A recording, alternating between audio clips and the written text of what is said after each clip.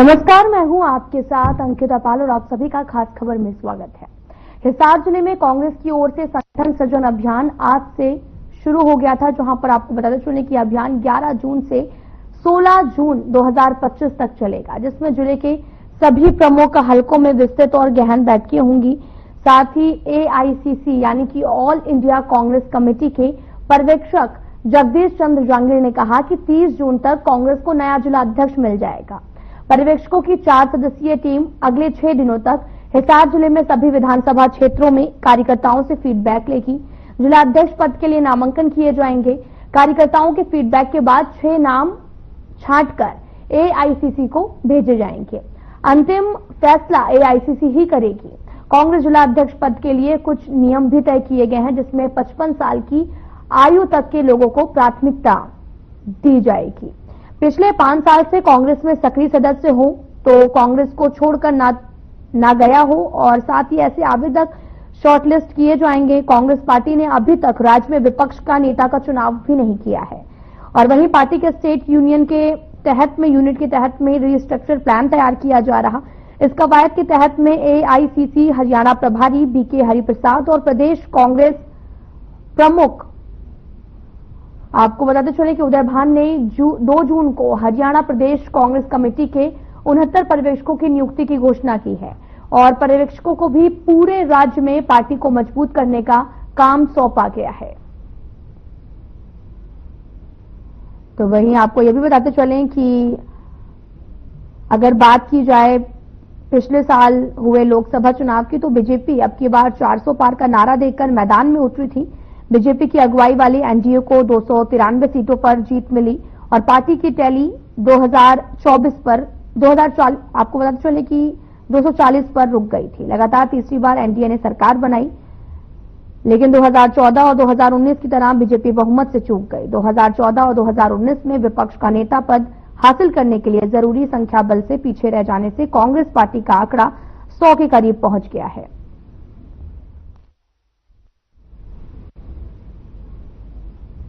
तो इसी पर बात करने के लिए हमारे साथ में बीजेपी प्रवक्ता रामराजी शर्मा और साथ ही नीरज गुप्ता कांग्रेस से जुड़ चुके हैं। आपका बहुत बहुत स्वागत है। तो सबसे पहला सवाल मेरा रामराजी जी आपसे है। कांग्रेस लगातार धरातल पर तमाम तरह के कार्य कर रही है और संगठन सृजन अभियान भी चला रही है, इसे कैसे आप देखते हैं? कोई फर्क पड़ने वाला नहीं है, मैं आपको बताना चाहूंगा। पहले भी इनके ऑब्जर्वर आए थे, और उस टाइम में जैसे आजादी से पहले नारे लगे थे, Simon commission go back, Simon commission go back, इनके ऐसे ही नारे यहाँ लगेंगे, observer go back, observer go back. उस टाइम भी इनके नारे लगे थे। और दूसरा, जहां तक बात है, राहुल गांधी को इसलिए इन्होंने बुलाया था चंडीगढ़, ताकि इनका ये लठम लठा ना हो। और राहुल गांधी तो ये कह के चले गए और अब विदेश में चले जाएंगे, और इनका फिर लठ बजना शुरू हो जाएगा। और हम आपको चैनल पर कई बार बता भी चुके हैं, इनकी कांग्रेस में भी कई कांग्रेस हैं, कहीं भूपेंद्र हुड्डा कांग्रेस है, कहीं रणदीप सुरजेवाला कांग्रेस है, कहीं कैप्टन अजय यादव कांग्रेस है, कहीं चौधरी वीरेंद्र सिंह कांग्रेस है, कहीं शैलजा बहन जी कांग्रेस है। तो इनका तो भगवान ही मालिक है, और इनका लठ बाजना निश्चित है, क्योंकि नेता प्रतिपक्ष ये दे नहीं पाए, संगठन इनका बना नहीं। और ये तो एक तरह से मैं ये कह रहा हूँ टाइम पास करने वाली बात है। जनता ने इनको नकार दिया, क्योंकि तीसरी बार विश्व के सबसे लोकप्रिय और ताकतवर प्रधानमंत्री आदरणीय नरेंद्र मोदी जी। शर्मा जी, आप देखते कैसे हैं, क्योंकि कांग्रेस फिर से कमबैक करने का प्लान बना रही है। लोकसभा चुनाव की अगर बात की जाए तो 5 सीटें बराबर का आंकड़ा भी देखने को मिला था, और इस तरह से अब संगठन सृजन अभियान चला रही है और धरातल पर उतरकर चुनाव करने वाली है। इसे कैसे देखते हैं आप? आपको लोकसभा की बात आपने सही बात बताई है, मैं उसका जवाब देता हूँ। पहले आपको लोकसभा चुनाव में इन्होंने झूठ बोला, संविधान बदला जा रहा है, संविधान बदला जा रहा है, आरक्षण खत्म करा जा रहा है, आरक्षण खत्म करा जा रहा है, बहनों के खाते में 1 लाख आएंगे, 8,500 रुपए महीना आएंगे, खटाखट फटाफट फटाफट। झूठे गारंटी कार्ड तक इन्होंने बहनों को बांट दिए थे। तो काठ की अंडी एक बार चढ़ती है, बार बार नहीं चढ़ती। जनता में भारी प्रतिशोध था, जनता में बदले की भावना थी, क्योंकि इन्होंने झूठ बोला था, और विधानसभा चुनाव में जनता ने बदला लिया और इनकी झूठ का पर्दाफाश हो गया। उसके बाद में ये जीरो हो चुके हैं। छोटी सरकार में इनका खाता भी नहीं खुला। आज हमारा जो नेतृत्व है एक बहुत मजबूत हाथों में है। नरेंद्र मोदी जी विश्व के सबसे लोकप्रिय और ताकतवर प्रधानमंत्री के रूप में जाने जाते हैं। ठीक है रामराज जिस शर्मा तरह जी, से ऑपरेशन नीरज गुप्ता संदूर जी भी हमारा हमारे साथ कामयाब जुड़े रहा, हुए हैं। दुश्मन को नीरज उसके गुप्ता घर जी, में मेरा जाके सवाल आपसे ये पहुंचा। है कि रामराज जी। शर्मा लगातार गुटबाजी के भी आरोप लगा रहे हैं, कह रहे हैं कि संगठन सृजन अभियान चला लें या फिर कुछ भी चला लें, कोई भी अभियान चला लें, पार्टी फिर से उभर के सामने नहीं आएगी, गुटबाजी ही नहीं खत्म हो रही है इनकी। नीरज गुप्ता जी,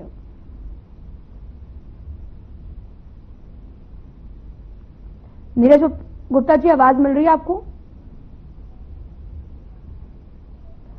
रामराजी शर्मा जी, अभी नीरज गुप्ता जी के पास आवाज नहीं जा रही है, तो मेरा सवाल आपसे ही है रामराजी शर्मा जी, तो आप कंटिन्यू करिएगा जो आप बता रहे थे। आपको बताना चाहूंगा, आज हमारा नेतृत्व बहुत मजबूत हाथों में है। हमारे को ऐसे महान हस्ती का नेतृत्व मिला है। रामराजी शर्मा जी, अगर बात की जाए 2014 और 2019 की, तो बहुत अच्छे आंकड़े उस टाइम पे मिले थे, लेकिन जब अभी फिर से लोकसभा चुनाव हुए तो उसमें 5-5 सीटों का अंतर देखने को मिला। कहीं ना कहीं कांग्रेस आगे तो आ रही है ना। मैंने आपको कारण बताया ना 5 सीटों का। देखो, काट की अंडी एक बार चढ़ती है, बार बार नहीं।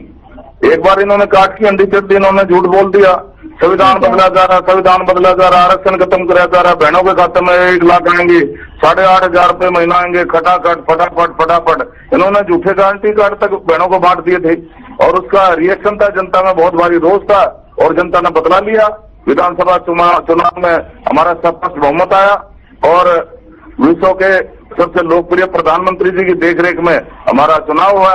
आदरणीय चाणक्य जी, जो लोह पुरुष के नाम से जाने जाते हैं, हमारे केंद्रीय गृह मंत्री जी, उनका विशेष योगदान रहा। मनोहर लाल जी की मनोहर नीतियां रही और हमारे जन जन के चेते, युवाओं के हृदय सम्राट, 36 बिरादरी के मसीहा, 24 घंटे जनता की सेवा में समर्पित रहने वाले डॉक्टर नायब सिंह सैनी जी दोबारा हमारे मुख्यमंत्री बने, क्योंकि जनता ही सर्वोपरि है हमारे लिए। और सबका साथ, सबका विकास, सबका विश्वास, इस पैटर्न पर हमारी सरकार काम कर रही है और युवाओं को बिना खर्ची, बिना पर्ची के मेरिट का आधार पर नौकरियां मिल रही हैं। जिनकी 3 पीढ़ी खाली चलेगी, कोई चपरासी नहीं लगा था, आज उस घर का बच्चा, किसान का बेटा, मजदूर का बेटा, गरीब का बेटा आज बिना खर्ची, बिना पर्ची के तलाशमान अफसर लग रहा है। ये अपने आप में गौरव की बात है। ये आदरणीय मनोहर लाल जी ने उस टाइम में मुख्यमंत्री थे, उन्होंने ये सिस्टम शुरू किया। उन्होंने कहा, पूरा हरियाणा मेरा परिवार है, पूरे हरियाणा के बच्चे मेरे परिवार के बच्चे हैं, मैं किसी भाई की मेरिट नहीं कटने दूंगा। और उन्होंने मेरिट नहीं कटने दी, मेरिट का आधार पर नौकरियां दी, बिना खर्ची, बिना पर्ची के। इनके टाइम में नौकरियां कैसे मिलती थी? परिवारवाद, क्षेत्रवाद, भाई भतीजावाद, जातिवाद। आदरणीय मनोहर लाल जी ने इस वाद को तोड़ा और मेरिट का आधार पर नौकरियां दी। उनका अनुसरण आदरणीय डॉक्टर नायब सिंह सैनी हमारे मुख्यमंत्री कर रहे हैं और ये अपना आप में गौरव की बात है। किसानों के बारे में ले लो आप, सांसद माननीय प्रधानमंत्री जी 6,000 रुपए खाद बीज के सालाना किसानों के खाते में भेज देते हैं। ठीक है, सभी फसलें हम MSP पर खरीद रहे हैं। और इनके टाइम में क्या होता था, 1-1, 2-2 रुपए के। शर्मा जी, हमारे साथ नीरज गुप्ता जी जुड़ चुके हैं। नीरज गुप्ता जी, मेरा सवाल आपसे ये है कि रामराजी शर्मा जी कह रहे हैं कि संगठन सृजन अभियान जो चलाया जा रहा है उसे कितना भी चला लें, क्योंकि गुटबाजी तो कांग्रेस की खत्म नहीं हो रही है और ये कांग्रेस जो है वो पीछे ही रहेगी। और लोकसभा चुनाव का भी मैंने सवाल किया था तो उन्होंने कहा कि एक बार मिल गया है और जीत गए हैं, 5-5 की बराबर की सीटें जो आई हैं, अगली बार नहीं आएंगी। नीरज गुप्ता जी, देखो, अब इनको क्या बोलूं, इनकी तो रटी रेट है, वही बातें हैं। ये शुरू करेंगे धारा 360 से, प्राइम मिनिस्टर मोदी से शुरू होंगे और नायब सैनी भी खत्म करेंगे, वही बेकार की बातें, रटी चाही बातें। इनको जो देखो, इनके जो हाई कमान है, मुझसे मोदी जी और अमित शाह जी, वो सोचते हैं, वो कांग्रेस मुक्त भारत का सपना देखते थे। आज तक तो कोई कांग्रेस मुक्त भारत सपना हुआ नहीं। कितने साल हो गए, 11 साल हो गए। इनको ये नहीं पता, जिस पार्टी की लोकसभा सीट के बाद चलो 5 सीटों को छोड़ दो, इनकी बात को वरी करता हूं कि दोबारा नहीं आएंगी, उसका विधानसभा सीट आगे 37 और देखिए वोट परसेंटेज इनका 30। इनको चुप कराइए, पीछे बोल रहे हैं क्या ये? देखिए वोट परसेंटेज जी, इनको चुप कराइए। देखिए वोट परसेंटेज। शर्मा जी, आपको भी मौका मिलेगा बोलने का। आप ऐसा ना इस व्यक्ति को बिठाला करो, इससे डिबेट करा करो, ये सबकी थर्ड पार्टी उधर से बोलेगा, ये व्यक्ति सुधरने वाला नहीं है। जवाब दीजिए आप। हाँ जी, देखिए इस व्यक्ति को ये नहीं पता कि लोकसभा सीट के बाद हमारी 37 सीट आई है, वोट परसेंटेज हमारा 39 है और इनका 39.5 है। अगर जनता में पसंद ना करती तो लोकसभा के साथ 37 सीटें देती क्या? ये बताइए, जिस पार्टी का हमारा संगठन नहीं है, आपकी बात को मानता हूँ और मैं खुद भी मान रहा हूँ, बिना संगठन के हमारी 37 सीटें आती और यही कमी रहेगी अगर संगठन होता आ जाए हम सत्ता में होते तो ये क्या मुकाबला करेंगे हमारा, ये कोई मुकाबला कर सकते नीरज गुप्ता जी, अगर जिला अध्यक्ष की बात की जाए तो कब तक मिल जाएगा? देखिए जो मोस्ट पब्लिक मैक्सिमम से मैक्सिमम जुलाई के फर्स्ट वीक में पूरे हरियाणा के संगठन की घोषणा हो जाएगी। देखिए इस कार्रवाई में मीटिंग चालू हो चुकी है, जो हमारा अभियान था 10 तारीख से चालू हो चुका है। 10 से 30 तक पूरी रिक्रूटमेंट, छटनी, CLP लीडर, हर चीज नया हो जाएगा, सब कुछ नया मिल जाएगा। तो अभी तक किसी का नाम सामने आया है? नहीं सर, अभी तो मीटिंग चल रही है, अभी तो जिले वाइज मीटिंग चल रही है। देखिए जिले में से 3-3 आदमी लिए जाएंगे, फिर उसमें छटनी होगी, उसमें से एक आदमी को जो सबको पसंद होगा वो किया जाएगा। क्योंकि देखिए इसकी मैं फरियाद से आता हूँ, 10 तारीख को हमारे मानिक चौक पर भाई जी ने फरियाद में मीटिंग ली, आज 11-12 तारीख हुई है, तो अब 17 से वो इसी जिले में रहेंगे। 17 को पहले पूरे हमारी कांग्रेस की मीटिंग होगी, फिर विधानसभा वाली मीटिंग होगी। तो देखिए तो प्रोसेस चालू है, पूरे हरियाणा में चालू है। अरे और इनको क्या दिक्कत है भाई, हमारा संगठन बढ़ रहा है ना बढ़ रहा है, आपको क्या दिक्कत है? आपको सत्ता मिली, आप अपने वादे पूरे कीजिए, 500 रुपये सिलेंडर दीजिए और 2200 रुपये महिलाओं के खाते में जाएंगे, वो कब आएंगे बता के जाना। अब ये झूठ बोल रही है, 500 का सिलेंडर आ रहा है, अब 500 का सिलेंडर आ रहा है तो इनके घर में आ रहा होगा या इनके बीजेपी कांग्रेस कार्यकर्ते घर आ रहा। अंकित जी मैं आपसे पूछना चाहूंगा, एक जनता, आम जनता के नाते, आपके घर में 500 सिलेंडर आ रहा है, मेरे घर में मेड वगैरह काम करते किसी को 500 सिलेंडर नहीं मिल रहा, अब उसको भी झूठ बोलेंगे कि हम तो 500 सिलेंडर दे रहे हैं। तो देखिए झूठ का कोई इलाज नहीं।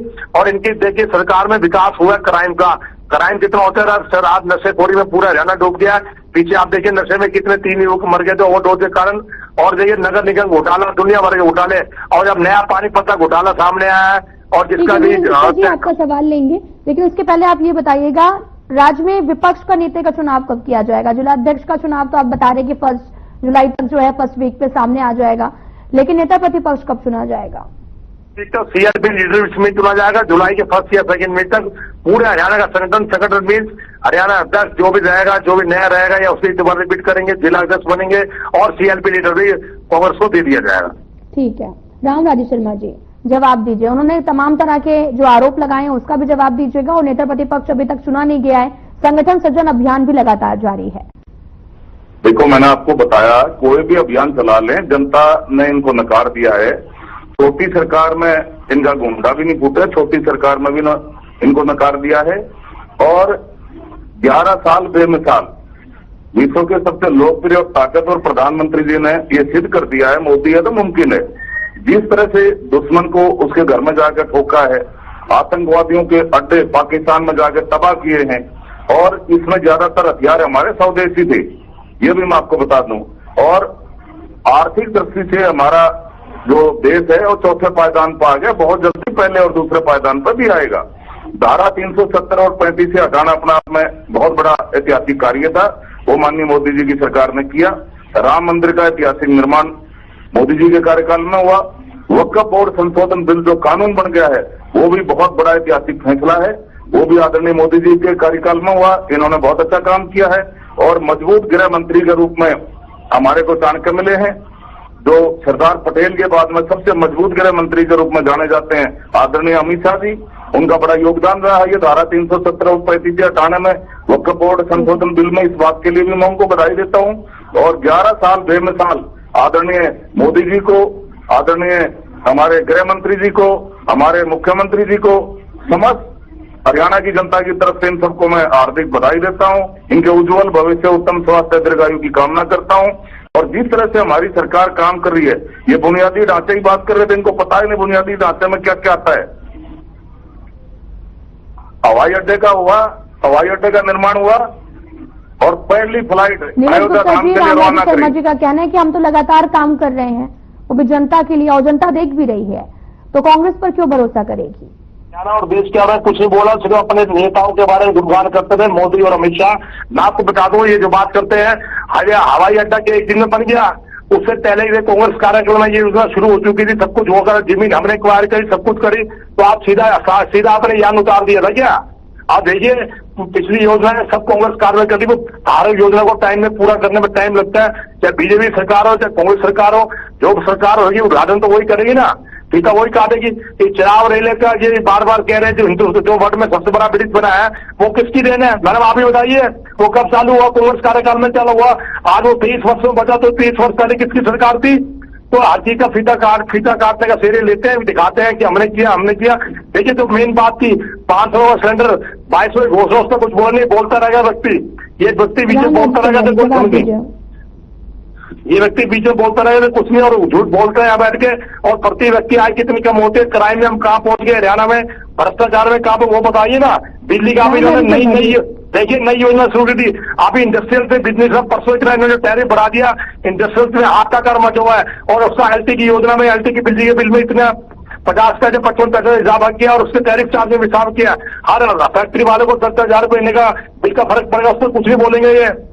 और देखिए कौशल योजना में कहा था 1.25 लाख कर्मचारी को पक्का करेंगे, निकालेंगे, 500 आदमी को निकाल दिए, उसमें कुछ नहीं बोलेंगे, बिल्कुल झूठ बोल के वादा करके सरकार बना ली। ठीक है, रामराजेश शर्मा जी। इन्होंने कौशल रोजगार निगम की बात करी। ये कौशल रोजगार निगम है, ये हमारे वो बच्चे हैं, हमारे भाई वो हैं जो इनके टाइम में ठेकेदारी प्रथा होती थी। मुख्यमंत्री अपने चेते को ठेकेदार अपॉइंट करता था, ठेकेदार पैसे लेता, भर्ती करता, 2-4-6 महीने में उसको धक्का देकर बाहर निकाल देता, ना उसका पीएफ ईएसआई जमा कराता, फिर पैसे लेके भर्ती करता, फिर 2-4 महीने बाद फिर निकाल देता। इन्होंने तो ठगने का काम किया, ठगने का।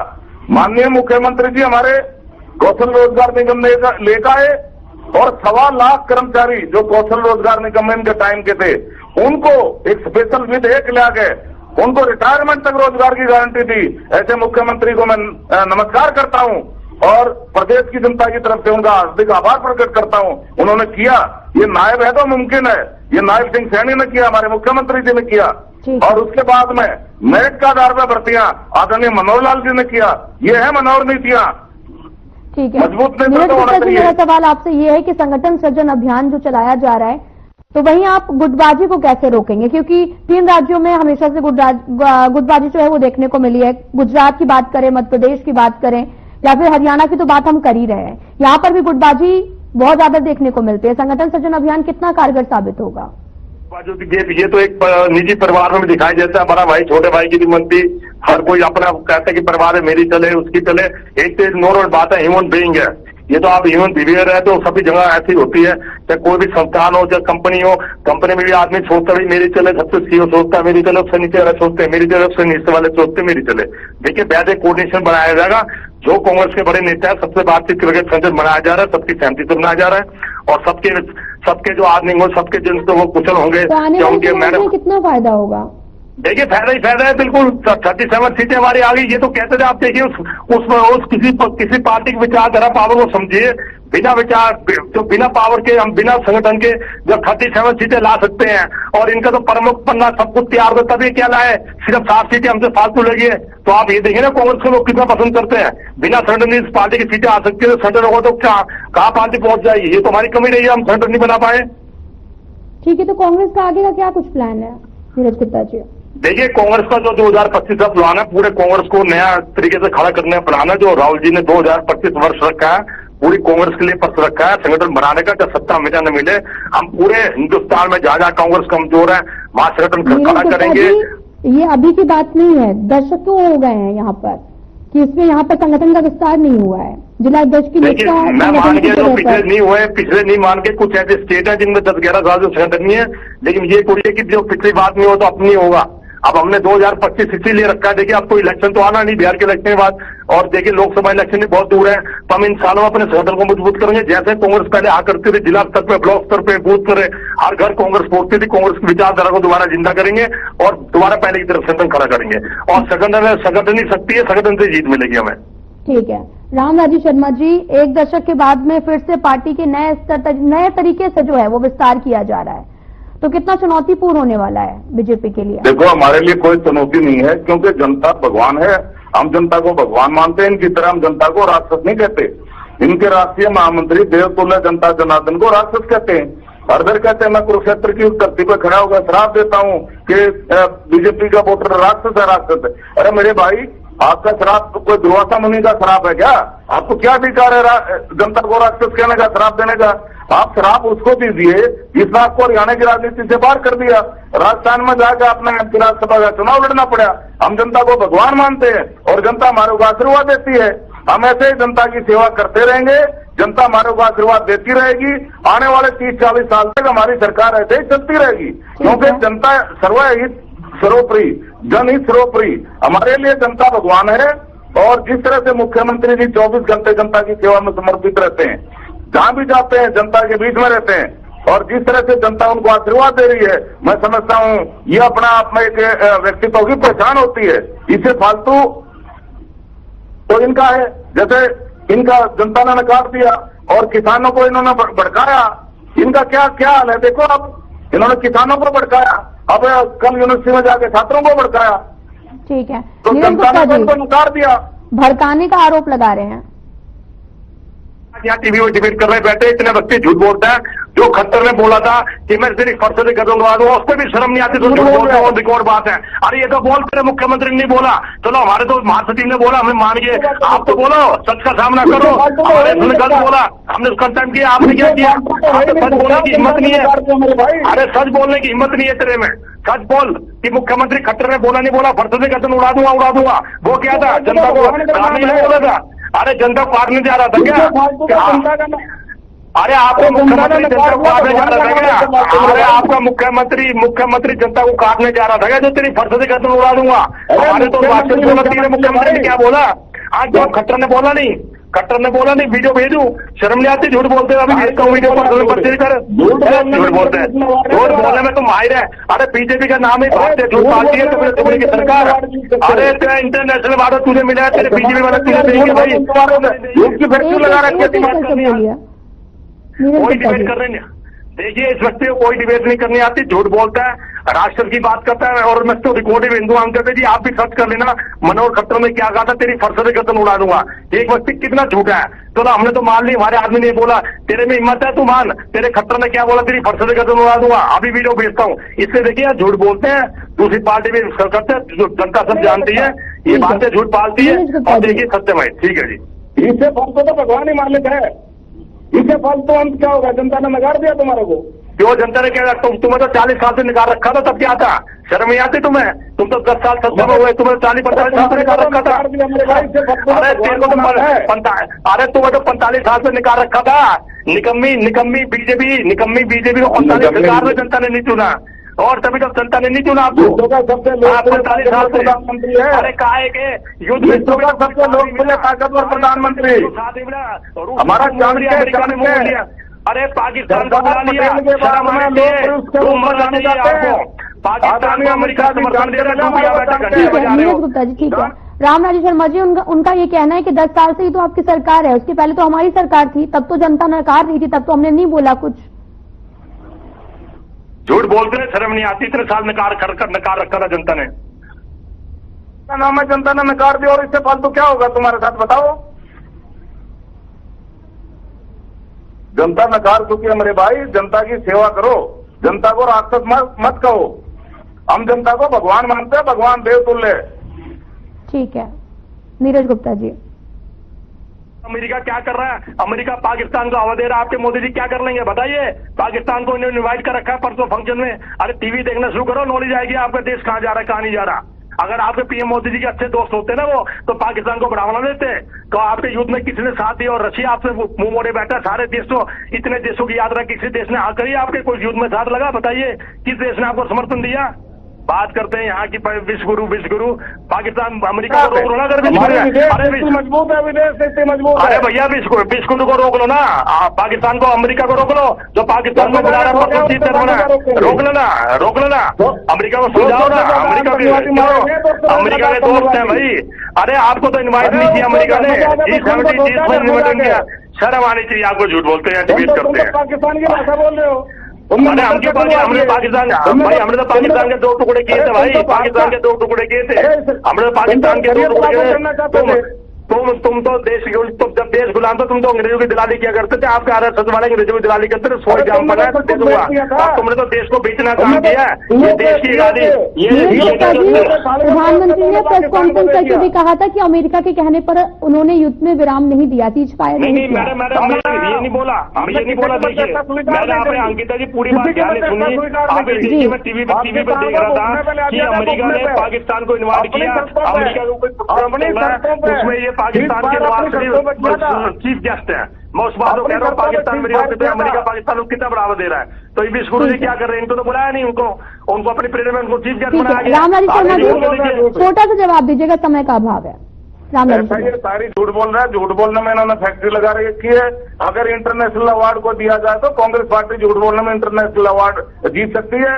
और जिस तरह से पाकिस्तान को उसके घर में जाकर ठोका और उसमें ज्यादातर हथियार हमारे स्वदेशी थे। ठीक है रामलाल शर्मा जी, इसको कहते हैं मजबूत नेतृत्व। ठीक है रामलाल शर्मा जी, नीरज गुप्ता जी आपका बहुत बहुत धन्यवाद हमारे साथ जुड़ने के लिए। फिलहाल वीडियो में इतना ही, नमस्कार।